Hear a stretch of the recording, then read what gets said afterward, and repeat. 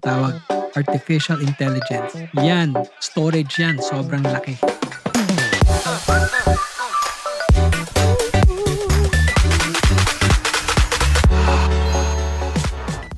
Hello, hello. This is Tony Lizard once again, and for today, we will be discussing which is better, your own concoction or inasa mo lang sa AI. Yeah. Anyways, ang pinagsimulan nito is dito. Ayan na naman. Actually, medyo nagiging OC tayo sa pag-tune ng mic manually. Yes, manual natin tune yung microphone natin. We're not using AI. We're not using whatsoever. Ginagamit lang natin is yun nga, sinabi sa inyo, gamit ko lang mixer and then disclaimer, gumamit ako ng plug-in. Yung plug-in na ginamit natin is actually a dynamic multiband compressor. Okay? Dynamic multiband compressor is halo-halo yan. Equalizer and at the same time it functions as a compressor. So yung multiband compressor, meron siyang mga parts, low, medium, and high. Meron siyang each part of that may compressor, may expander. So technically yung tonality ng tatlo binabalanse. Pwede mo siyang gawin sa yung may mga AI multiband compressor, pero ang ginamit natin is yung traditional na old school plug-in na multiband compressor. You Thought Moments with Tony Lizard. Served fresh. Tinetest lang natin ngayon kung ano talaga yung pinakamagandang tone natin. Yes, sa buhay kasi ganyan naman talaga eh. Kailangan mong pinaghahandaan ng mga whatever sa buhay mo. Lalo na pag sa mga presentation, kailangan ka maghanda. Mahirap naman kasi kung bara-bara lang, di ba? I'm pretty sure na experience yun na rin yung cramming, kumbaga, yung tinatawag na nagka-cram kayo bago ng presentation. Yes, minsan nakakalusot na okay yung presentation, pero di ba parang napaka-pressured, nakaka-pressure. Alam mo yon. Hindi natin maiwasan yan talaga sa buhay natin. Marami talaga tayong kailangan gawing mga ganyan. Maraming instances lang, hindi lang basta presentation. Minsan may mga biglaang mga pangyayari. You have to be prepared sa mga ganon. Diba? So, in order for you to be prepared, syempre, dapat may initial knowledge na lang kayo. Ngayon, may initial knowledge na kayo na nabala. Yes. That's where reading stuffs comes in. Yan. Yan naman talaga ang kailangan natin, mga knowledge. And then, from that knowledge, you gain, nag-experiment ka ng whatever na mangyari or whatever. That is where wisdom comes in. Yan. Kung nakita mo na yung tamang way, based dun sa mga knowledge na natutunan mo, that is wisdom. So, yun ang difference between wisdom and knowledge. So, kung tatanungin mo naman ako, yung sa intelligence, it's actually the amount na kaya ng brains mo natanggapin yung knowledge. Yes. So, yan yun. So, di ba may naririnig kayo intelligent guess? Because yung intelligent guess, marami na siyang factors na kinonsider on that one. Yung knowledge itself, yun yung mga information na pumapasok sa brains nyo. And then pag nandito na, those are the intelligence. Yan yung tinatawag na, di ba sa AI may tinatawag artificial intelligence. Yan, storage yan, sobrang laki.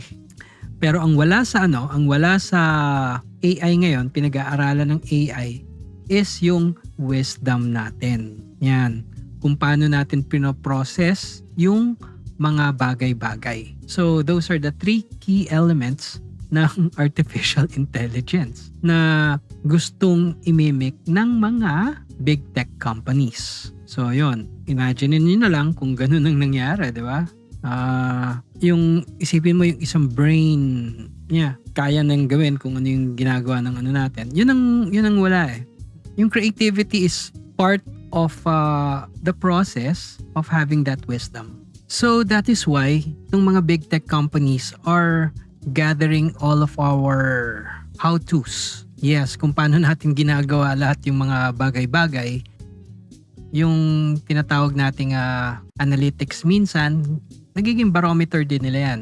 Actually, yan yung mga super big storages. Linalagay nila lahat yung mga information on that one para meron silang mga, alam mo yon, makagawa sila ng system on how to use that information sa sa paggawa nila ng artificial wisdom din. Pero anyways, medyo napapalayo na tayo at saka medyo nagiging somehow conspiracy theory na naman.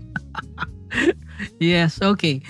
Anyways, dun sa pinag-uusapan natin, yung creativity, it's an offshoot ng wisdom din natin yan na nagagamit natin to enhance also our wisdom. Yeah.